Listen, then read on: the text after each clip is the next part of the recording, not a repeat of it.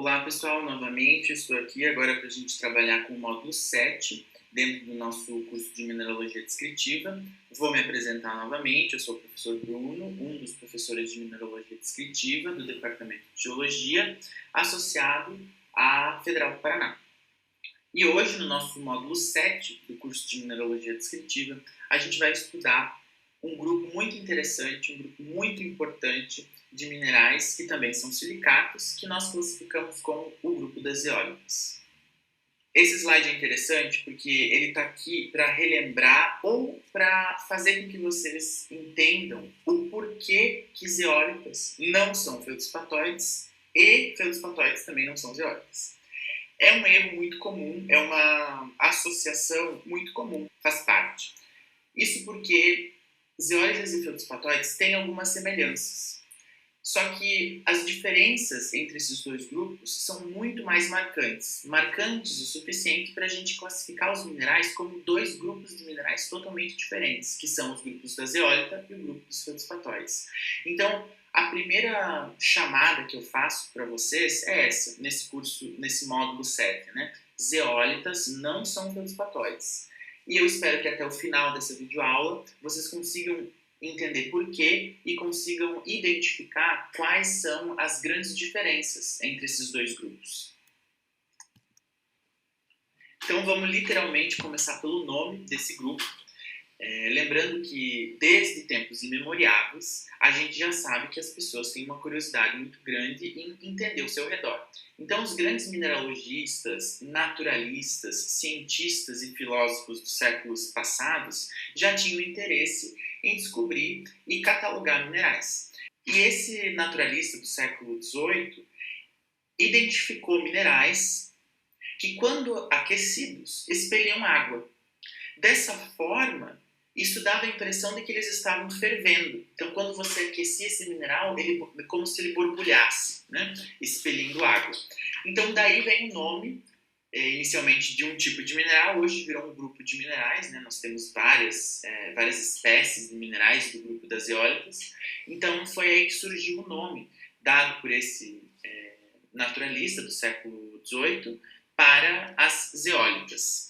Esse nome vem dessa característica. E, inclusive, essa característica ela é tão importante para a indústria hoje em dia e é uma característica central que a gente utiliza para diferenciar os minerais do grupo das zeólitas dos demais outros grupos de minerais dos tectosilicatos. Vamos trabalhar, então, de maneira geral, com a estrutura cristaloquímica das zeólitas. Vamos entender como que os minerais são formados do ponto de vista químico. Os minerais do grupo das zeólitas são classificados como aluminosilicatos hidratados. E eles têm uma fórmula geral que é apresentada aqui para vocês, em amarelo. Então, se vocês observarem com atenção, vocês vão entender, vocês vão perceber que nós temos tetraedros de silício, tetraedros de alumínio, que vão se juntar, vão dividir oxigênios de seus vértices, formando estruturas complexas, e a carga negativa que surge dessas interações vai ser eliminada, vai ser balanceada por cátions que vão entrar nessa estrutura e neutralizar a carga. Cátions como sódio, potássio, cálcio, eventualmente alguns outros cátions mais incomuns. Mas se vocês perceberem esse jogo de química com estrutura cristaloquímica, vocês vão ver que nós temos sim estruturas semelhantes a essas, que nós já estudamos em módulos passados.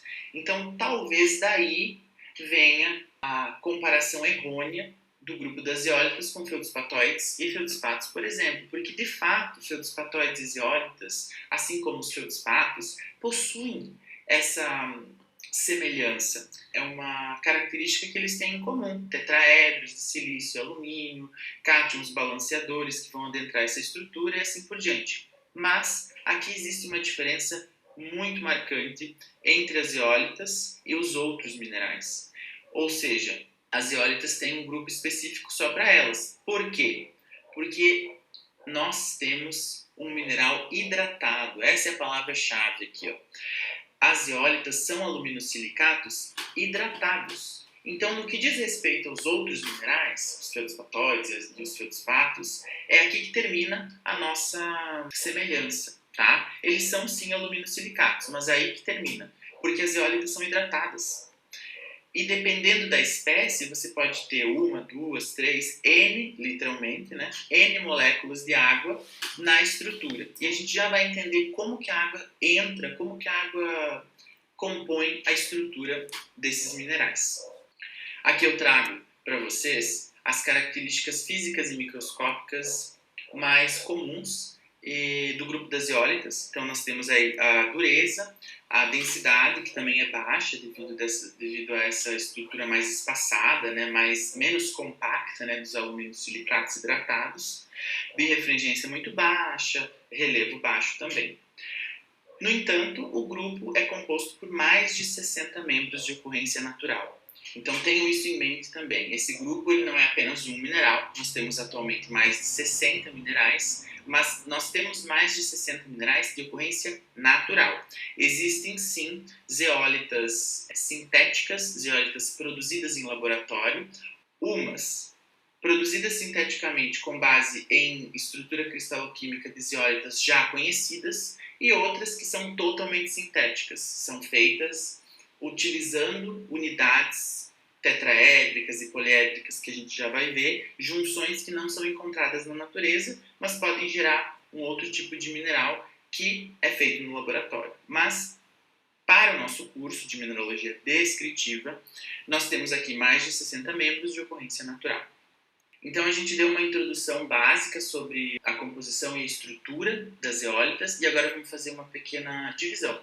Primeiro a gente vai olhar a composição química, para depois a gente entender como que esses elementos se comportam e como que eles se juntam.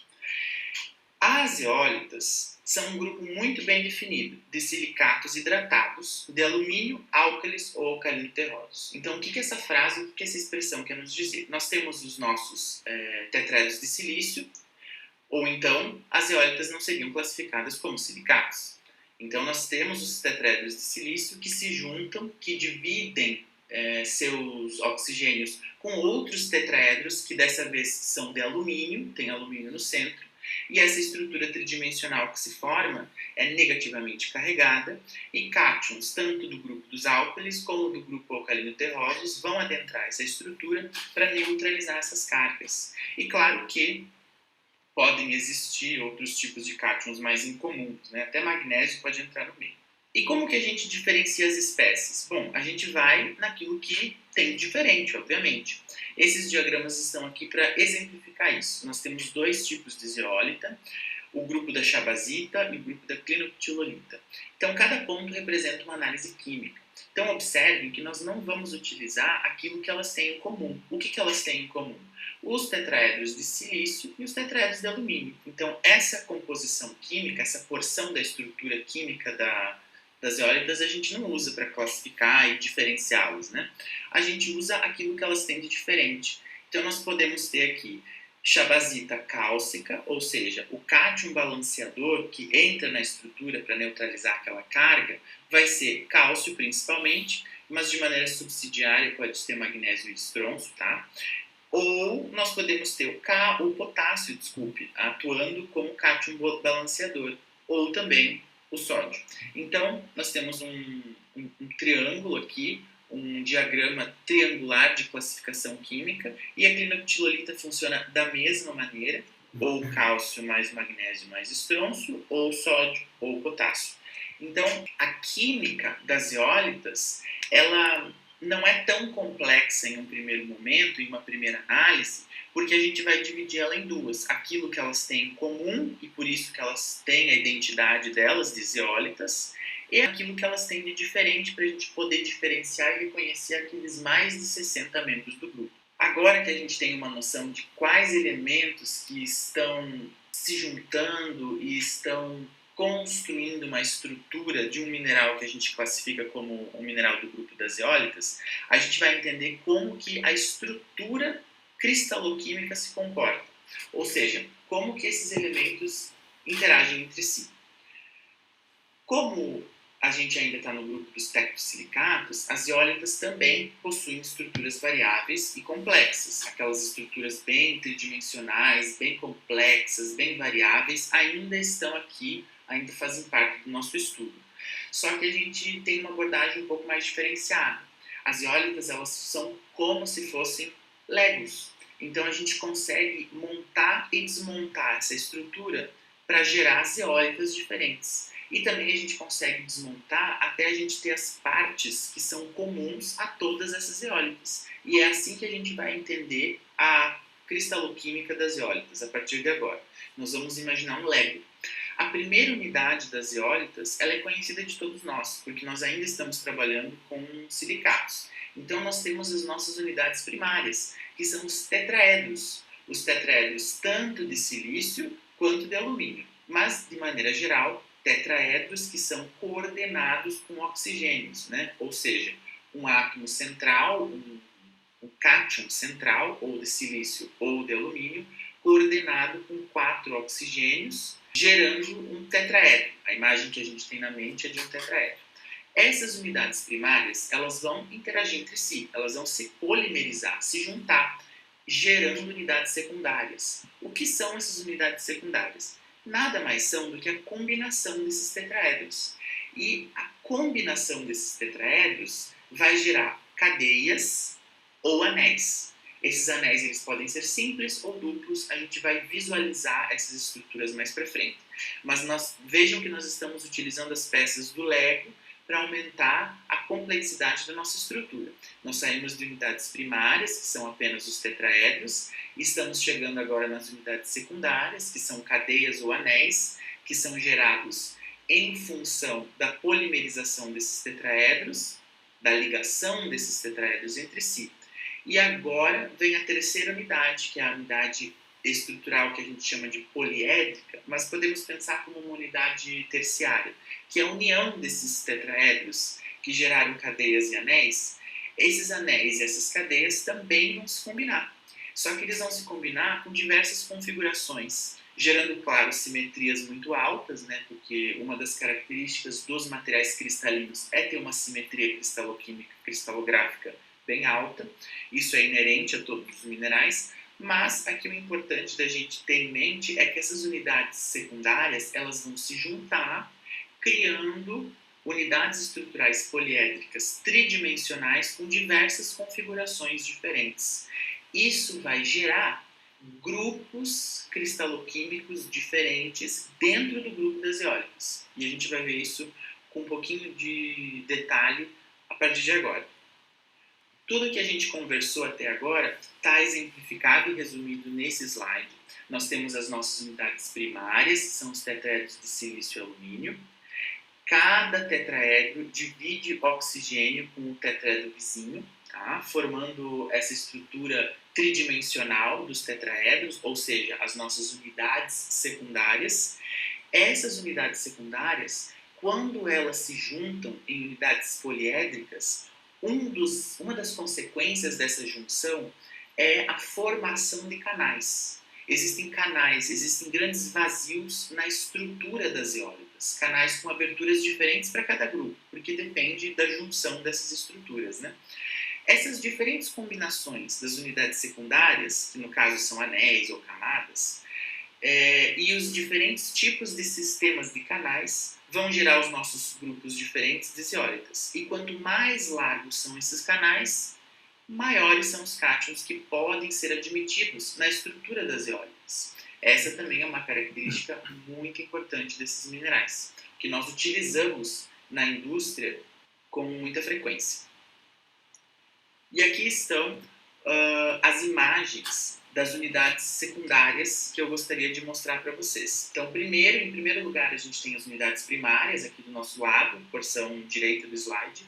Não é novo para nós essa imagem, tanto a imagem longitudinal de um tetraedro de silício, até mesmo uma imagem em planta de um tetraedro de silício, não deve ser mais novo para nós esse conceito. Essas são as nossas unidades primárias. Elas vão se juntar, vão polimerizar-se, gerando estruturas diferentes, que elas podem ser cadeias ou anéis. Essas estruturas vão novamente se juntar, novamente se configurar com simetrias diferentes, gerando as nossas unidades poliédricas, que vão gerar 7 grupos diferentes de configurações, que estão representadas visualmente aqui nessa imagem. Então, vocês observam que nós podemos ter zeólitas que são formadas por cadeias, ou nós podemos ter zeólitas que a estrutura cristaloquímica delas é representada por anéis, tanto anéis simples quanto anéis duplos. É como se fosse brincar de Lego. Nós temos as nossas estruturas primárias, comuns a todas as zeólitas. As nossas estruturas secundárias, também comuns a todas as zeólitas. No entanto, as nossas estruturas poliédricas, as estruturas de terceiro grau, são as que vão definir os tipos específicos de subgrupo, porque essas estruturas poliédricas podem se configurar na forma de cadeias ou na forma de anéis. E aqui eu trago para vocês o nome e o sobrenome desses subgrupos de zeólitas. Nós temos as zeólitas fibrosas, a letra A, por exemplo, que é formada por uma cadeia de tetraedros que foram se juntando, se polimerizando. Nós temos zeólitas que são geradas em configuração de anéis. Esses anéis eles podem ser tanto simples quanto duplos, e eles podem ser tanto 4 anéis quanto 6 anéis. Essas configurações diferentes vão gerar subgrupos diferentes. E por fim nós temos o grupo da mordenita e o grupo da eulandita, grupos específicos de zeólitas que têm essas respectivas estruturas cristaloquímicas representadas pela letra F e G. E agora a gente vai tentar observar de maneira 3D em um plano 2D como que essas estruturas são configuradas. Todos os elementos que estão apresentados nessa imagem já são conhecidos da gente. Nós estamos aqui com uma natrólita, é uma zeólita bem comum de sódio, e vocês podem observar a estrutura tridimensional. Como que a gente está observando aqui? Primeiro, os tetraedros. São elementos muito familiares para nós, até esse ponto, né? Nesse ponto do curso. Nós temos tetraedros de silício, que são o azul mais escuro, e de alumínio, azul mais claro. Beleza. Depois, essa junção, essas unidades primárias, elas vão se juntar em unidades secundárias, gerando cadeias ou anéis. Como a gente está trabalhando com a natrólita, a estrutura secundária tende a se juntar, se polimerizar em uma estrutura de anel.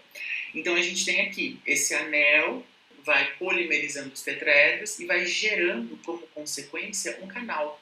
Aqui a gente chama de poro, mas é um canal, tá? A gente tem outros tipos de junção de anéis, mas é interessante a gente ver que a junção desses poliedros, a junção dessas estruturas de configurações diferentes, vão gerando espaços vazios na estrutura. Notem que a estrutura das zeólitas é mais aberta, ela é menos compacta. Isso vai resultar no quê? Isso vai resultar na entrada de água no sistema. É por isso, a água é uma molécula grande, então para ela entrar na estrutura cristaloquímica de um mineral, precisa ter espaço. E a estrutura tridimensional das zeólitas permite a entrada da água, por causa dessa configuração em anéis ou cadeias. E aqui as esferas em amarelo, elas são sódio, né? Como a gente está trabalhando com a natrólita, é uma zeólita sódica, então essa esfera amarela seria o cátion balanceador de carga. Então é isso. Apresentei para vocês a estrutura cristaloquímica. Combinações entre unidades secundárias e poliédricas vão gerar essas estruturas muito abertas, que eu acabei de mencionar, gerando esses anéis, esses canais, né? Isso vai gerar uma densidade baixa, porque tem grandes vazios nas estruturas. A presença dessas cavidades, desses canais, anteriormente a gente chamou de poro, né? A presença desses vazios vai, como consequência, permitir uma fácil movimentação de cátions lá dentro. E cátions com raios diferenciados, raios elevados, tá? Porque existe espaço lá dentro. Se existe espaço, pode ocorrer a entrada e a saída de cátions com raios elevados, moléculas de água, por exemplo, tá aí a explicação de por que a zeólita é um mineral hidratado, e ânions ou radicais iônicos dos mais variados tipos. Porém, as zeólitas são sensíveis a variações de temperatura e pressão. Isso, na verdade, é bom para nós, porque é um dos usos das zeólitas, um dos usos mais importantes das zeólitas se baseia nessa sensibilidade à temperatura e pressão. As zeólitas tradicionalmente são geradas, são formadas, são originadas em ambientes com temperaturas e pressões baixas, mas elas são também sensíveis a variações de temperatura, no sentido de que elas têm uma capacidade, elas têm uma propriedade de se desidratarem ou de se reidratarem conforme a temperatura e a umidade vão mudando no ambiente em que elas estão. E por que isso é possível? Porque os cátions são fracamente ligados, sujeitos a trocas iônicas quando em contato com soluções de diferentes composições. Isso funciona para caso você esteja trabalhando com cátions, a troca de cátions dentro da estrutura das zeólitas, que seriam aqueles canais, né? Quando a gente está trabalhando com a água também ela é uma molécula que está fracamente ligada lá na estrutura das zeólitas. Então, se aumenta um pouco a temperatura, ela vai embora.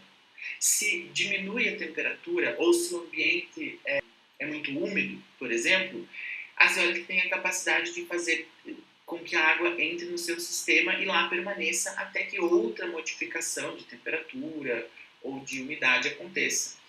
Essa troca de água, essa entrada e saída de moléculas de água, ou essa entrada e saída de cátions, com os mais variados raios, né, raios iônicos, acontece devido a essa fraca ligação, porque eles estão dentro daqueles canais, aquelas estruturas mais abertas das zeólitas. E essa troca, essa entrada e saída é uma grande característica desses minerais. Eles são extremamente versáteis em todas as áreas das indústrias que vocês possam imaginar. Porque vocês podem imaginar a importância que é ter um mineral que permite a entrada e a saída de cátions diferentes sem mexer na sua estrutura, sem destruir a sua estrutura cristaloquímica. E também vocês podem imaginar a importância que é você ter um material que tem a capacidade de se desidratar e de se reidratar a depender da temperatura e da umidade. Chega de falar bastante, né? Vamos tentar entender essa estrutura, vamos tentar ver essa estrutura mais de perto de maneira tridimensional.